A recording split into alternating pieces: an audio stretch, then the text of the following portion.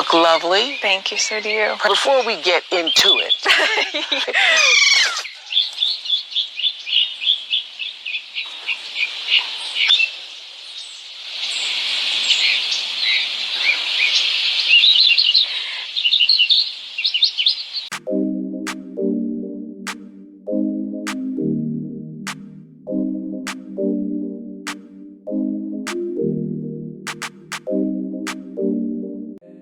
How's it going, everyone? Welcome back to another video. For those of you tuning in for the first time, welcome. I'm TJae Speaks. I discuss a variety of topics ranging from self-improvement, money, time, relationships, and many more that you can view once going through my channel. In fact, one of my videos, The Hate You Give Little Infants F's Everyone, is about to pass the 10K mark. So thank you for all the support. And today we're going to be discussing that famous interview on the royal family. I wasn't initially going to make this video, but I was asked about it by enough people that today I'll be sharing my thoughts on the rift between the royal family, Meghan Markle, and Prince Harry. If you've been on social media at all this past week, you couldn't have missed it. You've seen the memes, you've seen the TikToks, you've seen the jokes from the interview that presented by Oprah with Meghan and Harry.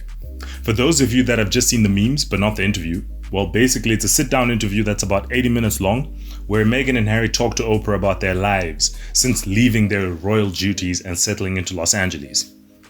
To summarize for those of you that are too lazy to go watch, the most noteworthy information that came from it all is when they told Oprah about how someone in the royal family was worried about the skin tone of their son since he is part black. Meghan felt that she wasn't taken care of by the royal family. She felt so lonely to the point that she considered ending it all. Ending it all is exactly what you think it means. Their security services were taken away when they left the family, and Harry confirmed he had been cut off financially. And his friends, his relationships with his brother, his father have been strained ever since Meghan came into his life.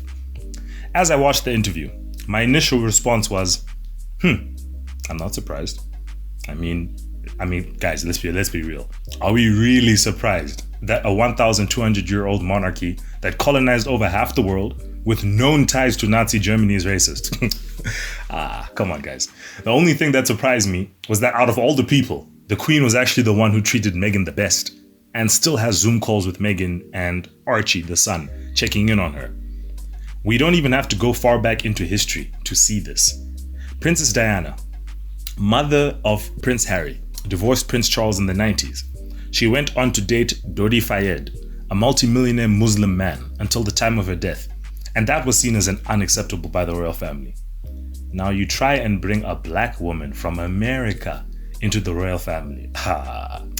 So when it was first revealed that Harry was dating Meghan, I already knew that this wasn't going to be easy. She wasn't going to be fully accepted by the family, and because she is black. Is that right? Not at all. But you can't force people to change their ways. They are who they are. The British media tried blaming everything else. The fact that Meghan was older than Harry. The fact that she was American instead of English. The fact that she is an actress. But the truth is, if she was white, she wouldn't have gotten nearly as much backlash as she has. The way they reported on Kate Middleton compared to Meghan was night and day. Meghan stated in the interview that she didn't know much about the royal family going into the relationship. She went into it a bit blind. She likely assumed it wouldn't be much of an issue considering her own parents were white and black. But she was in for a rude awakening. Guys, let's be real. You know your family. You know the way they think and whether or not they will approve the person you're dating. If you bring someone home to meet them who you know goes completely against what they were expecting, you can't be shocked that they don't approve. When you enter relationships, you need to be aware you aren't just dating the person, you are dating the family. If the family doesn't like you, the odds of that relationship succeeding drops drastically. That's why the importance of meeting the friends and family is so high for most people. They know that can make or break the relationship. Prince Harry should have known this. His family wasn't going to be fully accepting of Meghan and try prepare her as best he can to handle it. He stated in the interview that he didn't think it was going to be an issue, which I honestly think was quite naive of him, considering the background of his family with the colonial ties and etc. And he learned very quickly, upon starting to date her, that it was going to be a big problem. We saw all the media tabloids, we saw the rumors, we saw the gossip. It was a mess. His father stopped taking his calls, his relationship with his brother is currently strained, and some of his friends no longer wish to be associated with him. Yet again, the Queen was one of the few people who actually speaks to him more now than ever before. So I'll give the Queen credit for that. I was not expecting that. Despite all of that, he proudly states he does not regret his decision to marry Meghan and stands by his decision to leave the royal family to protect his wife and son, and soon-to-be daughter, as a good husband and father should. In an ideal scenario, I'm sure he would love to have them all get along, but the choice has been made by both sides to not see eye to eye on this. Sadly, his family doesn't approve of his decision. That's life. It is impossible to please everyone. You will always have someone who disagrees with your decisions. But the good thing is that they aren't in charge of your life. We are going to do things others don't agree with, but if you can live with your decision, that's all that matters. You're the one that lives with the results of your choices after all. Don't live your life to please others. Meghan Markle gave up her acting career and agreed to move across the ocean to live in the UK. She understood life as she knew it was going to change forever and accepted it. Her biggest regret about it all was believing the royal family would protect her from the media, the tabloids, and the general public, which you and I both know that didn't happen. Prince Harry gave up his royal title, gave up living in his home country when they moved to LA, and sacrificed his relationship with his family and friends for his wife and kids. They both made sacrifices to make their relationship work. Was it worth it? According to them, in the interview, yes. So that's that. Their decision, their relationship, their lives, their choice. We make decisions every day and we live with them. The friends we have, the food we eat, the work we do. Prince Harry made his decision by leaving the royal family. And I'm glad he didn't abandon his family because let's be real, if they were to break up, the royal family would happily welcome him back in a heartbeat.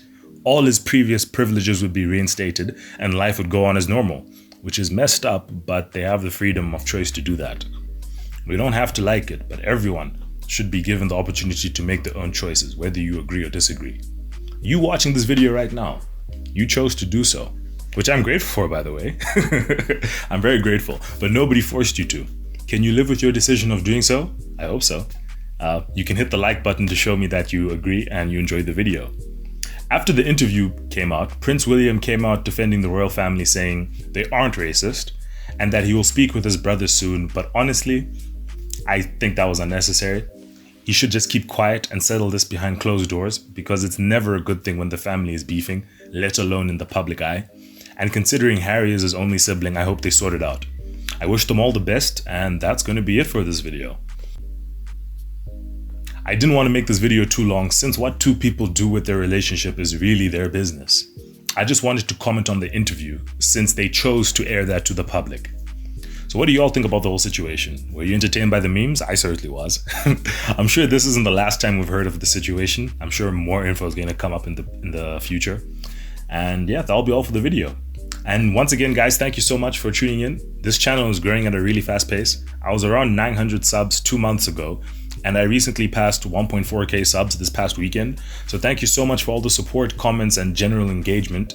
I look forward to seeing you all in the next video, and take care.